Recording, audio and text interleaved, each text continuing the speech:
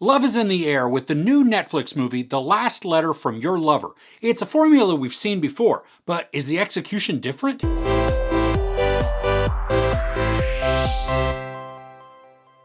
A pair of interwoven stories set in the past and present follow an ambitious journalist determined to solve the mystery of a forbidden love affair at the center of a trove of secret love letters from 1965. So a love story about a person finding romantic letters from two people in the past and wanting to find out more about their relationship, that's not necessarily a new idea. It really all comes down to how the story plays out and how effective the script is in creating romantic tension. Here we have Felicity Jones in present day as a journalist who comes across a mysterious love letter when writing a story. Her inquisitive nature lures her in and compels her to try and learn more. The story from the past shows us Shailene Woodley as an American wife of a wealthy British businessman. She is introduced to a journalist who's writing a piece on her husband, but they hit it off and begin to spend more and more time together, and in the in-between time, they write letters to each other. The setting of the mid-60s with Woodley is gorgeous. The cars, the costume design, sets, and music all work to really transport us there. The colors are both bright and vibrant, which captures some of the flair of that era. Woodley plays the part really well. She's able to draw us in with looks, and we really begin to feel her passion that comes from just spending time with the journalist, who's played by Callum Turner. They have such good chemistry together, and they create compelling and engaging romance.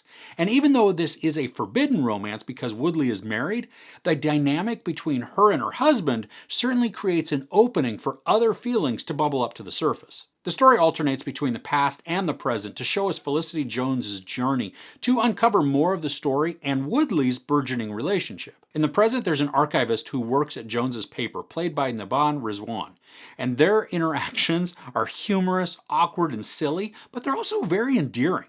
There's instant chemistry even if they can't see it immediately. As a story element, there's sort of a mystery built in as we learn more about Woodley's character and her relationship.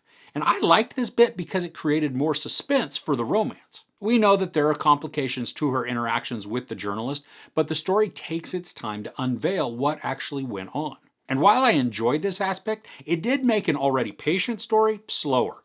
The switching back and forth between timelines can make you feel the time somewhat. There are also some sequences that feel a little repetitive, even though they're different scenarios. They had the same characteristics and interactions. Despite this slower feel, it didn't drag though, and the romantic aspect of this helped to keep me engaged and always rooting for the couples. There are portions in the past that involve other friends or acquaintances of Woodley's that just seem to kind of disappear from the narrative. Maybe some of that is to illustrate how focused she and Turner's character become on each other. They pretty much tune everything and everyone else out. But to have these friends feel like they were important to then all of a sudden no longer be included at all, even if they were to question behaviors, it just feels a bit strange. Large portions of this are pretty predictable too, which I figured it would be, so it didn't really surprise me or disappoint me. What kept it enjoyable and moving were the performances and the feelings that came along with them. Now, if you regularly watch my reviews, you know that one of the things I look for in most stories is character growth.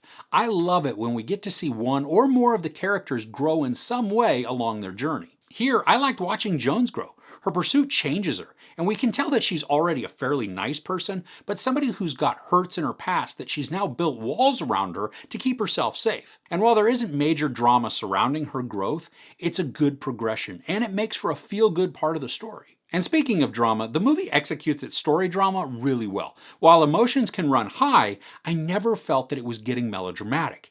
Each of the interactions and even reactions were grounded and felt rational. The conflict, though, was almost always present, which creates a tone that grabbed me and captivated me. So overall, I really enjoyed this romantic story. The characters are charismatic, and the two romantic stories are emotional and fascinating. While the pace is a little slower and some portions feel a bit repetitive with a mystery that may take a beat too long to unveil itself, the story builds out a world of hope where we as the audience can root for enduring love that overcomes both time and obstacles. There's sex but no nudity, a lot of profanity, and some violence. I give The Last Letter from Your Lover 4 out of 5 couches. What's the last good romantic movie you watched? Let me know in the comments below. If you enjoyed this review, please give it a like. Also, don't forget to share and subscribe. I'm Chris. This is Movies and Munchies. Thanks for couching with me.